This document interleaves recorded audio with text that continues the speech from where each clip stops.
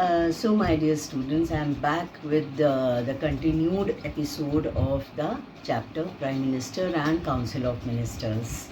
So we talked about the basic types of Council of Ministers, that is the Cabinet Ministers, the Ministers of State and the Deputy. So now moving ahead from there, let me again remind you that the cabinet contains of the Prime Minister and the Council of Ministers. So how are they deputed, or the formation of Council of Ministers?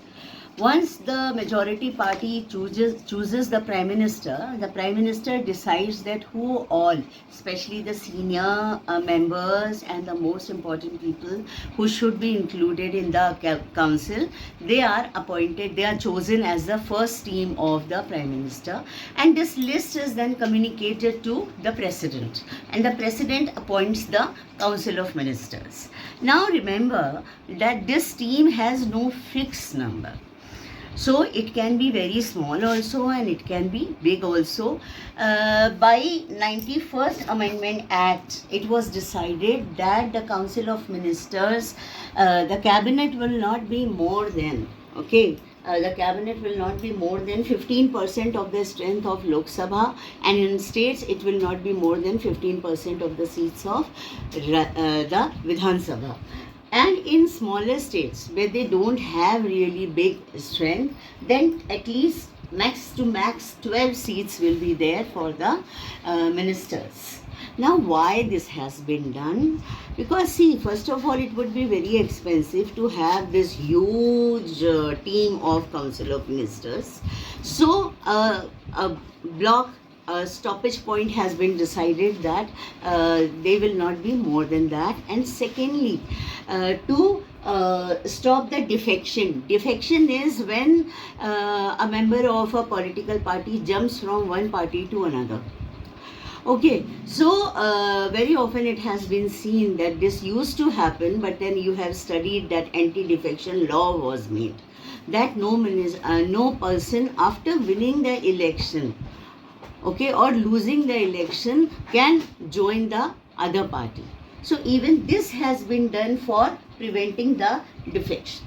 So now that President allows or declares the council, then they are made to do the swearing in ceremony where they take the oath of secrecy and loyalty, that is allegiance. Now secrecy is regarding the policies of the government which it is drafting, or a major decision that has been taken in the meeting of the cabinet. Okay, remember that in the cabinet meeting only cabinet ministers come, and it is only when a topic related to a ministry of a state minister or minister of state has been discussed, they might be invited to the meeting. So they are all like oath bound not to share anything that has been discussed in the cabinet meeting. And of course, the loyalty and allegiance to the Constitution of India, to follow it dutifully, to respect it, and to work according to them. Another oath is that whatever duty or responsibility will be assigned to them, it will be followed by them. So the cabinet, I told you the formation and what is the importance of cabinet. All the major decisions, all the major decisions, because they are the senior most ministers, and they hold portfolios like defense, home, finance, internal affairs, external affairs. So the most important decisions are taken by the cabinet. Now remember, the cabinet is taking a joint decision. However, number of member of the cabinet minister is, when they are taking a decision, it is a group decision. It is a team decision and nobody can go against it. That is why the term collective responsibility comes.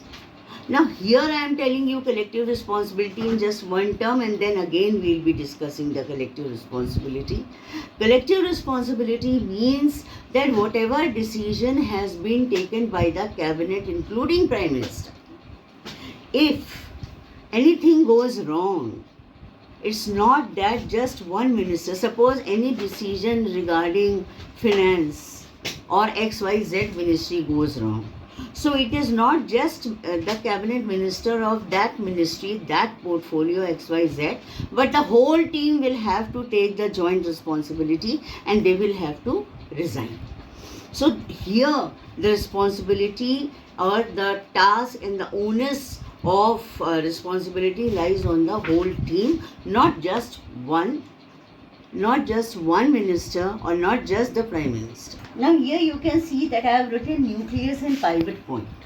Seeing their importance, I am talking of only the cabinet ministers, or as it is called as the cabinet. That is the prime minister and the cabinet ministers. They are the focal point. They are the center. They are the pivot point of the entire team, the executive. Okay, so their importance is very high in this regard. Now the term of office, you can say that government is supposed to be of 5 years. Yes, the government's term is supposed to be of 5 years, but the council, the entire team lies in place only till the pleasure of the parliament. Now what do I mean by that? Suppose a non-confidence, no confidence motion is passed against them, then they all will have to resign. Yes, if they are continuing well, they'll complete the term, they may get re-elected and the team may be same or different. That is not guaranteed at all that next time also the cabinet will be same. Second thing, the Council of Ministers is collectively responsible to Lok Sabha. That is why the no confidence motion also originates there. And the president, once they meet and they decide something, they convey it to the president and president authorizes it and then it is declared for the people. And then of course the administrative part of the executive takes responsibility of executing the decision. And then here the salaries and allowances, you must be knowing that they all are entitled to salaries and allowances. It is not fixed. It is decided by the parliament from time to time, and that they only decide that what would be the salary and allowances for all of them. Now coming to the features of the cabinet system. Okay, when we have a cabinet, the president is the nominal head only. Okay, the main power lies in the hand of the cabinet and the prime minister. Though everything goes in the name of the president, he is the final signing authority, but the real power lies in the hands of the prime minister and the cabinet. Then the ministers act as the point of coordination between the legislators and the parliament. Okay, legislators at the state level, the MPs, at the central level, MPs, and at the state level, the MLAs. They act as point of coordination. They participate as legislator because they are also all the members, all the cabinet members are member of the Lok Sabha or Vidhan Sabha. So as a legislator, they very keenly take part in the discussions of a impending law, proposed law. They participate in the voting, etc.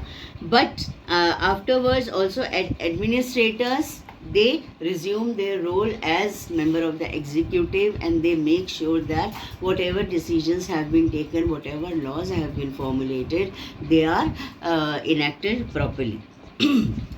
Then leadership of the prime minister, they all work under the leadership of the prime minister, and yes, the members of the cabinet may be changed also as per the wish of the prime minister. If he wants to add, if he wants to reduce, a particular cabinet minister may be entrusted with more than one ministry also. So it is all the decision of the Prime Minister, and he or she gives the decision to the President, and President announces it. Now, control of Parliament over the executive. As I told you that their stay in the Parliament depends upon the pleasure of the Parliament. So, how does the Parliament control the Council of Ministers? First of all, a vote of no confidence can be generated in the House. Secondly, a government bill is presented.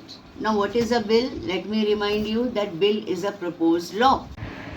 So I hope you must have understood how the cabinet works. Let's focus on powers and functions of cabinet.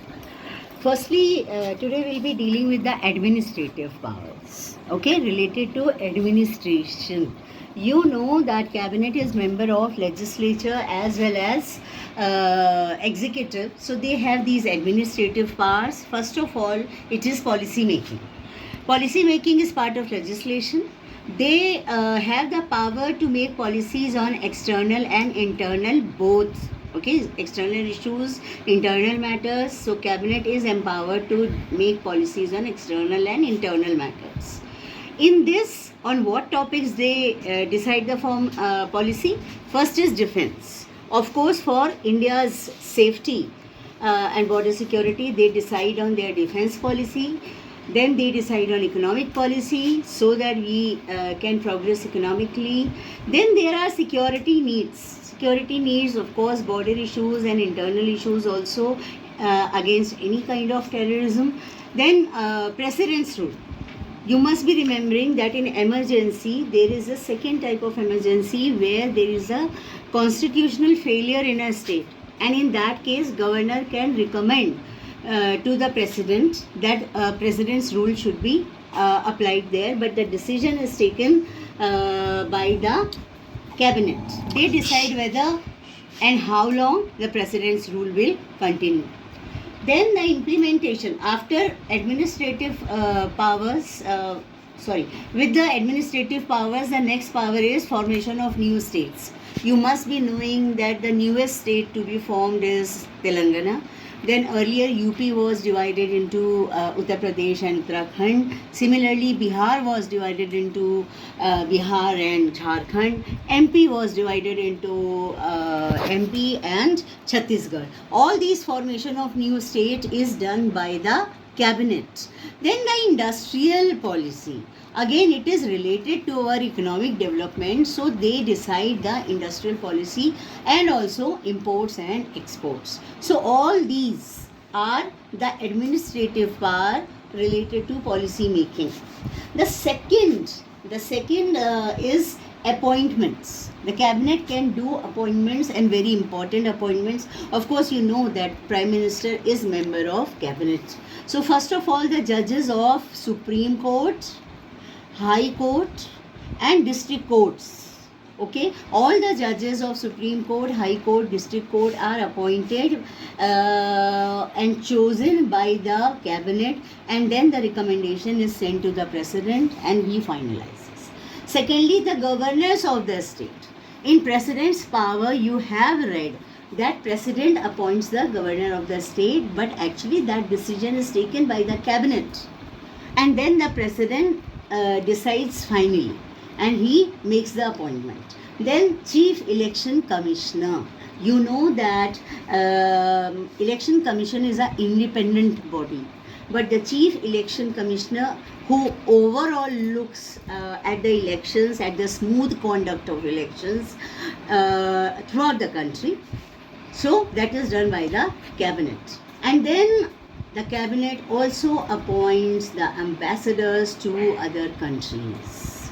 You know that in other nations we have Indian embassy. So the people who are deputed there, the ambassadors, they are also chosen by cabinet. Now in the next class we will deal with the further topics in detail. I hope you enjoyed the class, and don't forget to like, share and subscribe.